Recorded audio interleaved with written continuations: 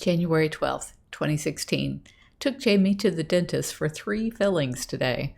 I've been so fortunate to never have had a filling. I've only had one bad tooth. That was a wisdom tooth that came in while I was pregnant. I had it pulled and no other teeth issues since.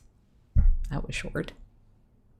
How about February 5th? Email to Jamie about Bobcat by Brandon Mall this morning. 2013 was last adult Bobcat capture who lived, and that was Dante. And that was 4 days after Fencer Bobcat. Last night, Bobcat is still sternal and breathing hard. I am so proud of you. I wish you could have seen yourself catching him last night through my eyes. It was slow motion and rivaled the precision and grace of a gold-winning ice skater. This is our 44th response to Bobcat calls since we started keeping track in 1994. And because that makes no sense on its own, let me read February 6th, 2016, Brandon Bobcat call. This morning at 1:15 a.m., Carole and Jamie responded to a call in Brandon about a Bobcat. Obviously, I'm writing this to our volunteers and supporters. This morning at 1:15 a.m., Jamie and Carole responded to a call in Brandon about a Bobcat being hit by a car. Dr. Justin Boorstein came in and they did Xrays to see what could be done. Jamie recalls the event.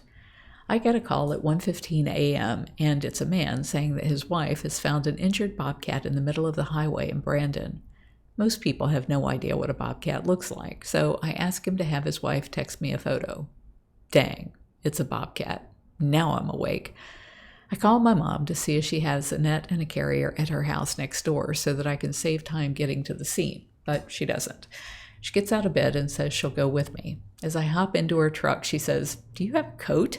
It's in the 50s, which is freezing for us Floridians."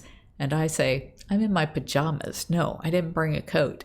Turns out she's barely dressed and forgot hers too. Thankfully, there are blankets in the truck. Good news about early morning Bobcat calls is that there's no one on the streets, so we get to the sanctuary 4 miles away in record time and exchange her pickup truck for the Tundra with a topper that we won in a Facebook contest a few years ago. Thank you everyone who voted for us. We had just released Rain and Dancer, the 9-month-old rehab Bobcats, the day before, so there are still nets and gloves in the back.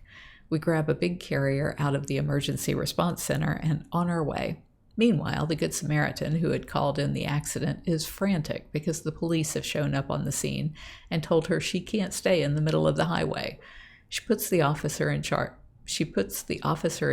in touch with me by phone, and he's saying he doesn't think the Bobcat is going to make it and maybe should just be put out of his misery. I tell him that a Bobcat in shock can look quite dead, but can regain consciousness very quickly, and that they have an amazing ability to heal. I don't want him to shoot the cat in the head, so I tell him that my husband is a veterinarian and standing by to humanely euthanize him if that's what has to be done. He asks how long before we'll be there, and by now we are about 20 minutes away. More calls and texts back and forth, and the woman who originally called us seems sure the police sent her away so they could dispose of the cat. We are driving as fast as we can, but it's a long way from Citrus Park to Brandon Mall, and we aren't allowed to use flashing lights and sirens in order to save wildlife. Maybe we need a law that would allow rehabbers the same use as ambulance drivers. The policeman contacted me again, and he sounds like he's ready to call it quits because the Bobcat looks so bad.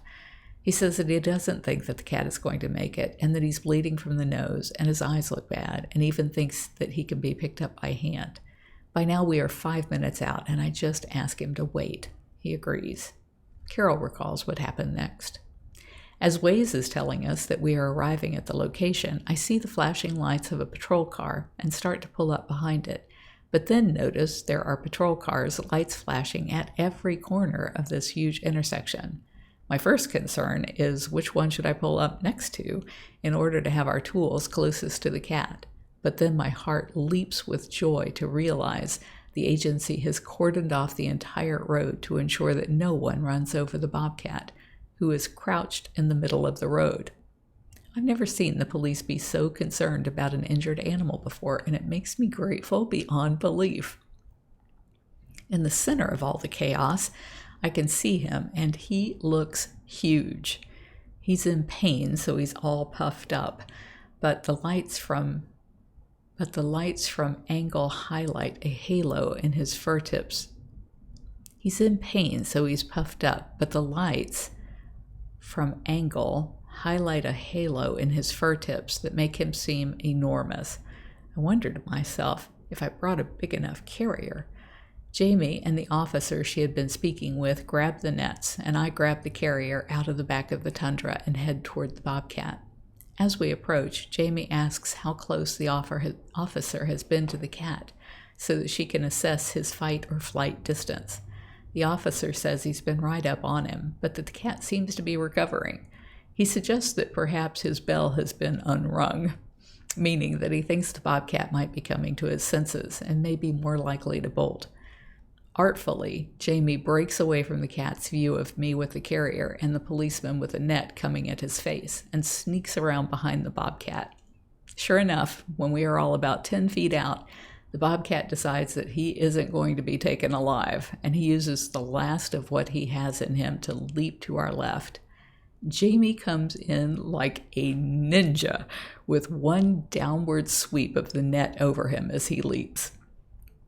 It's a righteous netting, as we call it around Big Cat Rescue, because not only is the net over the cat, but the forward movement of his leap against the netting has landed him over the outside ring of the net's neck.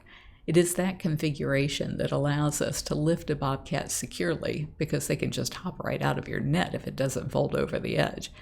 My heart swelled with pride that Jamie has shown such proficiency under pressure.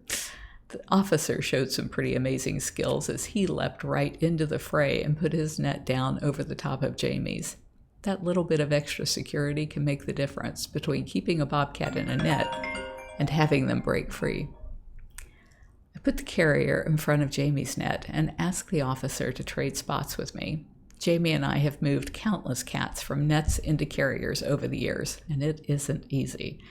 One wrong move and the cat is free. In cases like this, where the cat's legs were not injured, he could definitely outrun us and get lost in the underbrush before we would be able to catch up.